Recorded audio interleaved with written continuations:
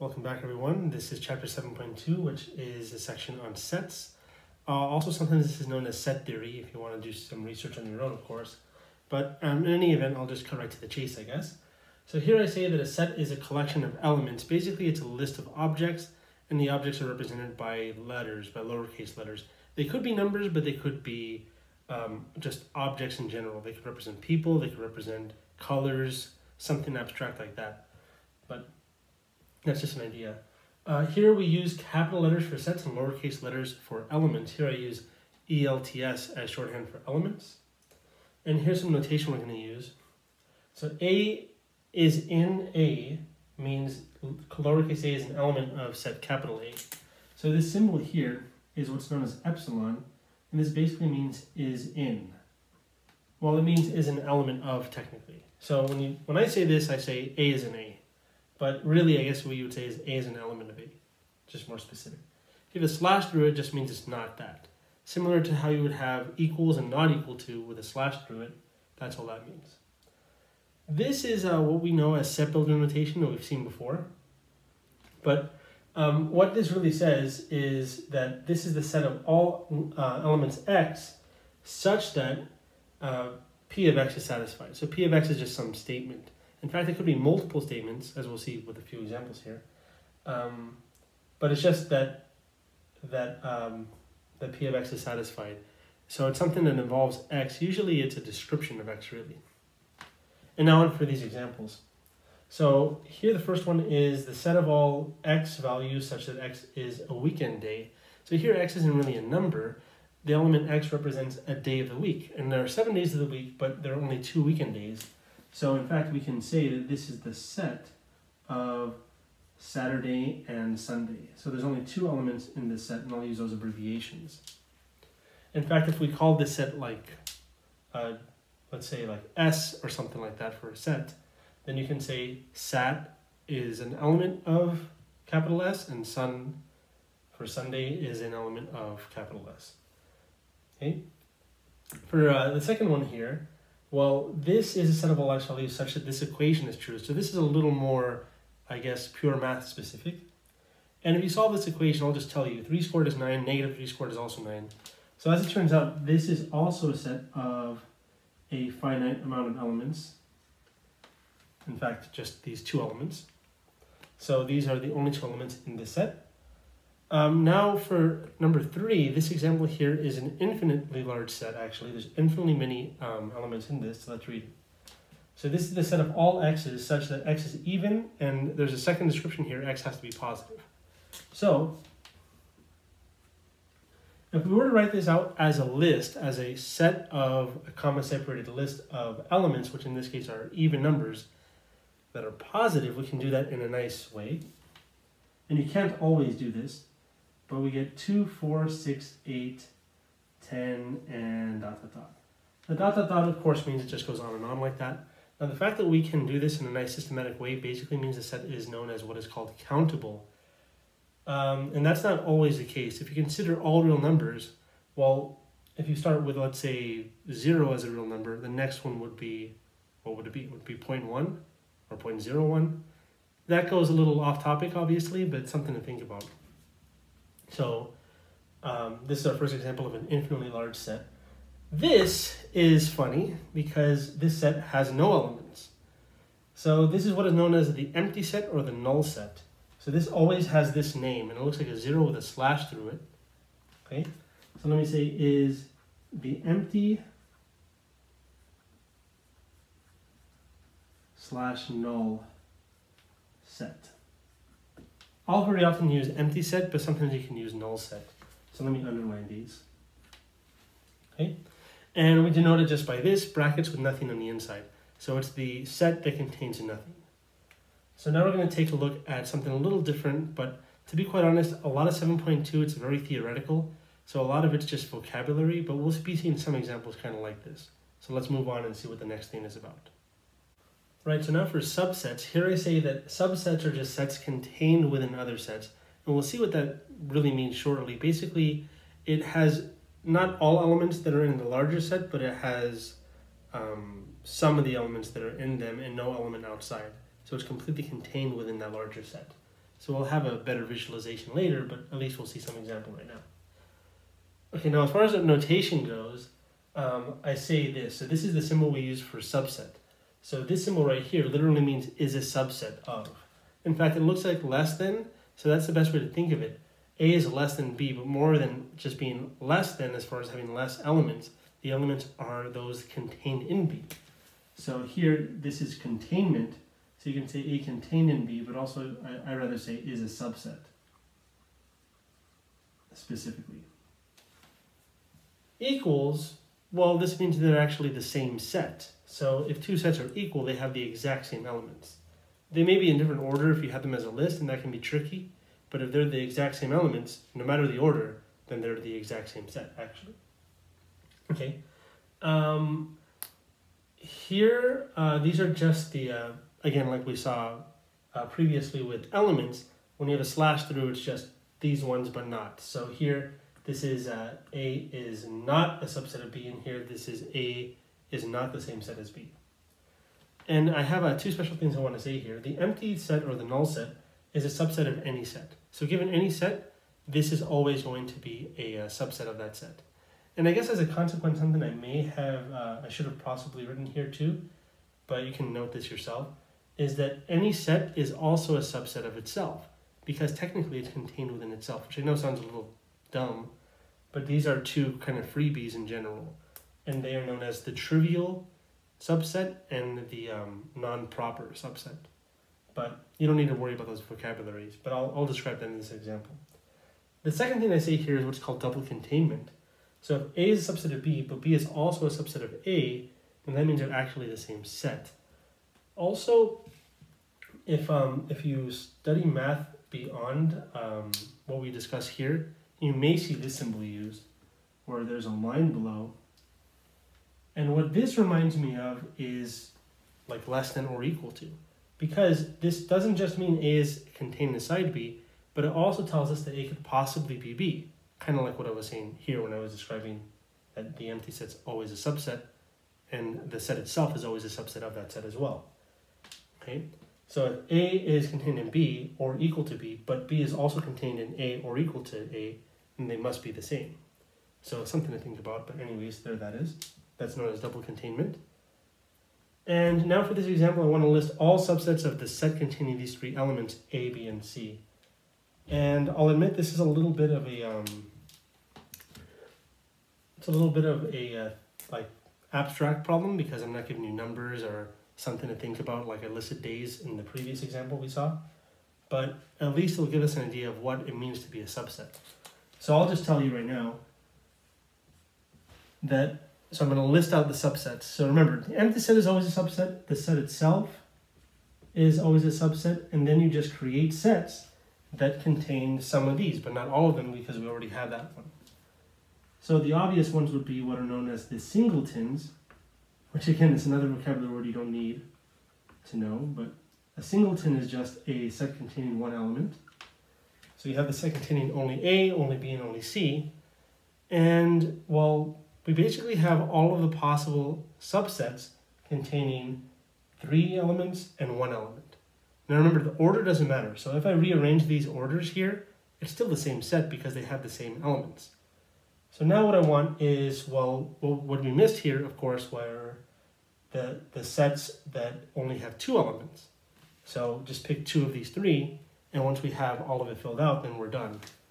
So let me include that here, down below, I guess.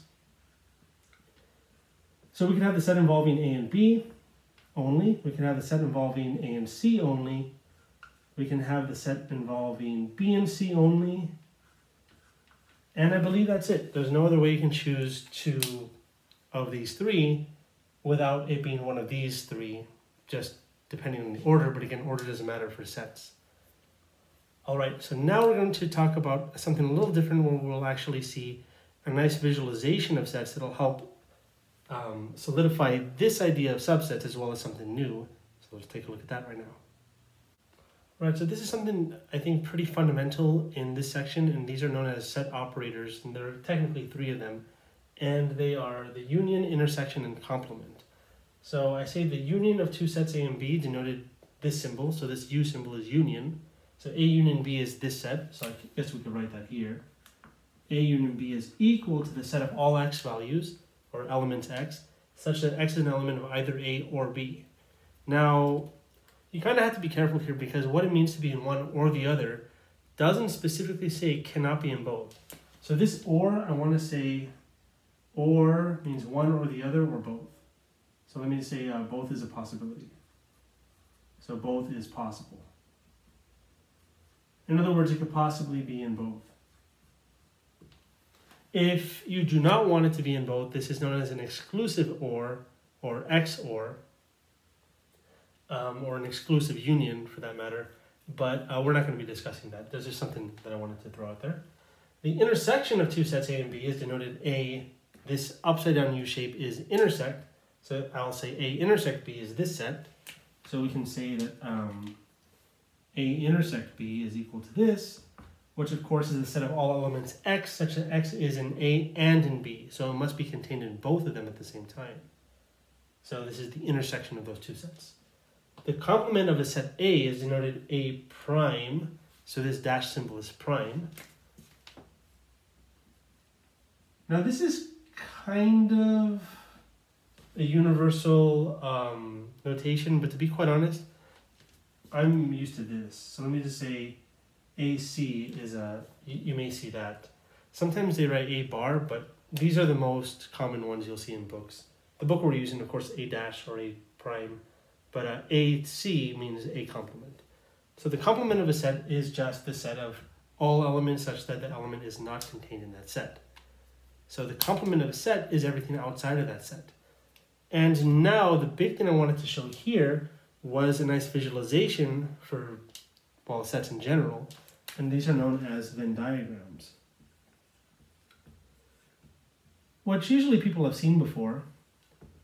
But a Venn diagram basically, in a Venn diagram, we basically use circles to represent sets and shade in elements that we want to, I guess, focus on. So a particular example of a Venn diagram would be something like this, where you have a circle representing the set A, let's say, and this box here represents what is called the universal set, which I'll normally write as U, and the universal set is basically the set of all things depending on what A is. It's not like the set of everything, but it's a set of whatever we're talking about. So if A is the set of weekends, then U would be the set of all weekdays. So if it was the set of all weekend days, it would be U would be the set of all weekdays. If A was the set of all even integers or even whole numbers, then U would be the set of all whole numbers. So it depends on what you're talking about in context. But in any event, that's kind of what we do here. That way we can shade outside of A and say that would be A complement, for example. So in fact, I'll do that here.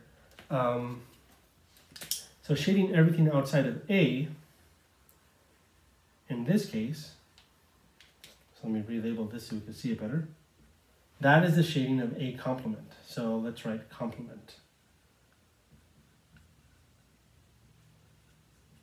Okay, what about for something like, let's say, the union? Well, the union is kind of funny. So we have our universal set, and here we actually have two sets. They possibly can intersect, they may not, but they can possibly intersect. Let's say they do intersect. Let me kind of make this a little smaller so I have more space. For other examples, so let's say this is A and this is the set B, and they're of course contained in this universal set. And here I want to shade the union of these two sets. Now remember, to be in the union of two sets, A and B, means either it is in one or the other or possibly both. Now both is just this little guy right here. And in fact, that is the intersection. So I'll redraw that and label it intersection, but it's the intersection included with A and B itself. So really it's just shading everything, which is kind of funny. So that's actually what union is. Union is just the shading of each of the sets basically. Now, but again, it is possible they don't intersect at all, in which case you shade them anyways, and we'll see an example of that shortly. But let's see. So the next thing I want to talk about is the intersection when it comes to Venn diagram. So if we have, again, two sets that intersect like this. Notice the phrase intersect. We literally see them collide like that. Contained inside this universal set U. This is A and this is B. And the intersection again is just this shading here where they collide. So this shading represents all the elements that are in A and B at the same time. So I'll label this as intersection. And there is one more thing I want to talk about. And that is if A and B do not intersect. So there's no shading to be done here, but let me just say a few things about this scenario. So in this scenario, there's no intersection. So what you can say is that A intersect B is equal to the empty set, because the intersection of A and B contains no elements, so that should make a lot of sense. And this, by the way, is known as what is called disjoint. So here A and B are disjoint sets.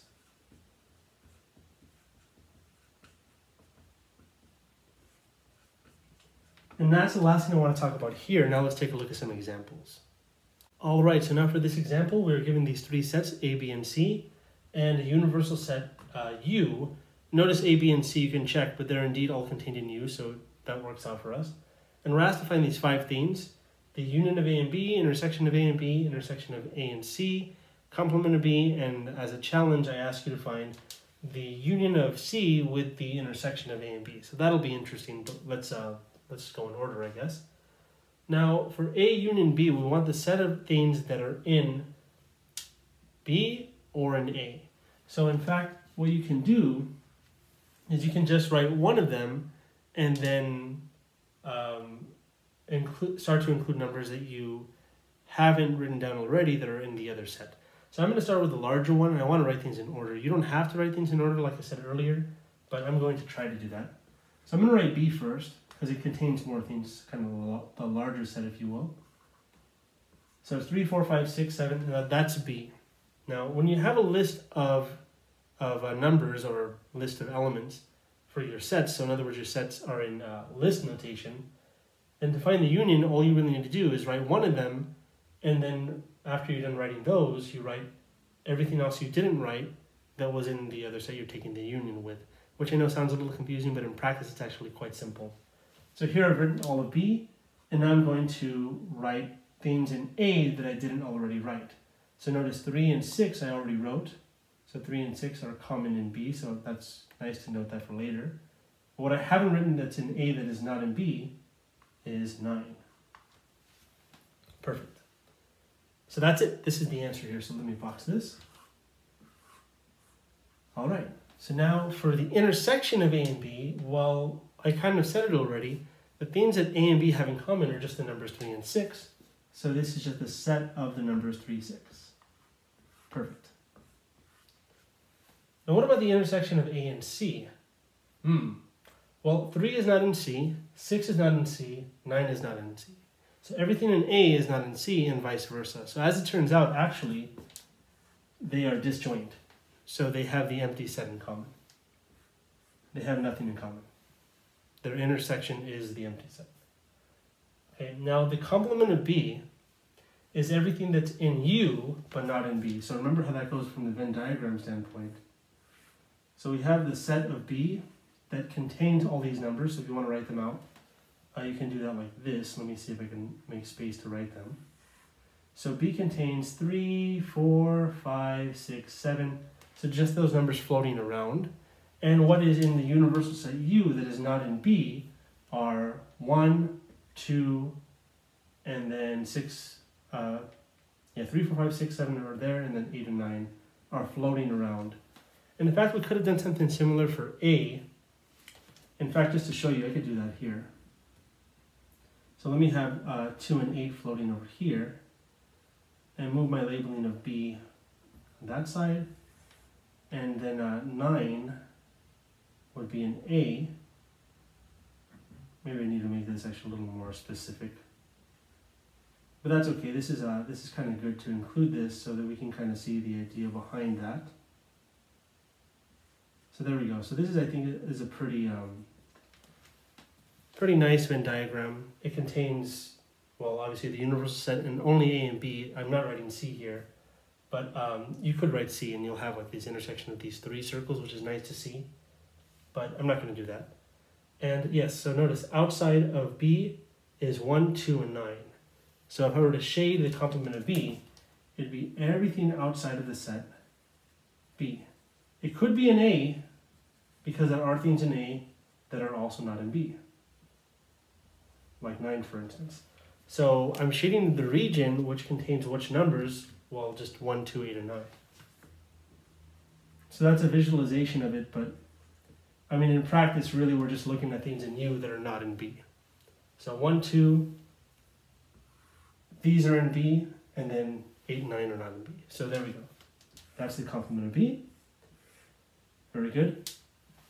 Now what about this? Well, let's think for a second. So let me write this.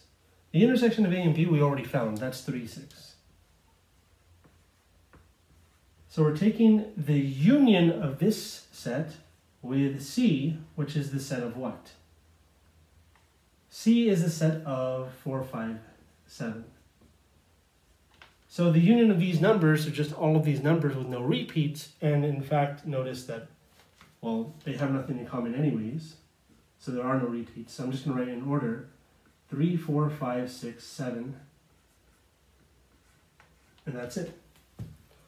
Now what's really interesting about this is that in this case it's actually equal to B, and there may be another way of actually describing that from a different approach, but I'm not going to show that. It gets a little too complicated. So what I'm kind of describing here is that there may be some actual math you can do to show that this is equal to B, given the fact the intersection of A and C is empty, and I think that's kind of key here. It's not always going to be equal to B, but I think this has to do something with that. But in any event, we kind of see the logic behind finding these things. That's really the only purpose of this example. Now there's one more thing I want to talk about, and that is the number of elements in a set. It's pretty simple, so we'll take a look at me defining that and then an example of that as well. All right, so here I say the number of elements in a set A is denoted n of A, so n stands for the number of elements in the set A, of the set A. And for this example, well, it's kind of a specific like application example, but let's take a look. So it says in 2016, an exiting poll of 100 voters produced the following results in this table here. So this is, of course, the men that voted, women that voted, and the person they voted for, basically. And you can kind of see the numbers and compare. In any event, let's see if we can do this. Now here, capital T stands for Clinton, M stands for men. And the funny thing is that, well, T would stand for Trump, and then W would stand for woman, but that's not present here. Now, the reason why that's not present here is because if you think about it, well, the complement of C is just all of the people that did not vote for Trump, not vote for Clinton, basically. So the things that are not in C have to be in T. So in fact, C prime is equal to T, and similarly, M prime is just equal to W, because voters that are not men have to be women by default. Assuming this is obviously the only things we're considering, but right. So now that we have that straightened out, let's see. So let's see if we can find out what these numbers are. Now it'd be nice to actually write some list, because here we have to think a little bit. So I'm going to try to describe my thought process, but well, let's see if we can follow. So the intersection of C and M is just the voters that voted for Clinton, so this row right here, that are also in the M column. So this basically means the amount of men that voted for Clinton. And that, of course, is just this entry here, 23. So there are 23 elements in that set. Now, if you actually write out the set of those elements, they may be the people. So you may have, you know, Bob Smith and John Wilson or whatever as actual elements. But in any event, the number of that set represents, well, just the number of people. So we're just noting that number. So we're not saying 23 is inside of a set. The people are in the set, but 23 is just the number of elements in that set. So that's something to keep in mind. And let me box my answers, of course. So now C intersect M prime, well, not being an M is being a woman, and in the set of women, and intersect means that they're in both. So it's in Clinton and in woman. So it's basically the woman that voted for Clinton, which is 29. Okay, reading this, we'll say the number of men that did not vote for Clinton. In other words, the number of men that voted for Trump, so that'd be 26. So you can kind of see basically what I'm describing here is just each one of these, but since we have this notation, we have to kind of think about it a little more. And finally, we have the intersection of not being in C and not being in M. Not being in M is being in the woman column, and not being in C is being in the Trump column, and intersection means you're in both. So I did want to do this earlier, but if I had done it, then I wouldn't be able to erase. So for the last example, I'll show you.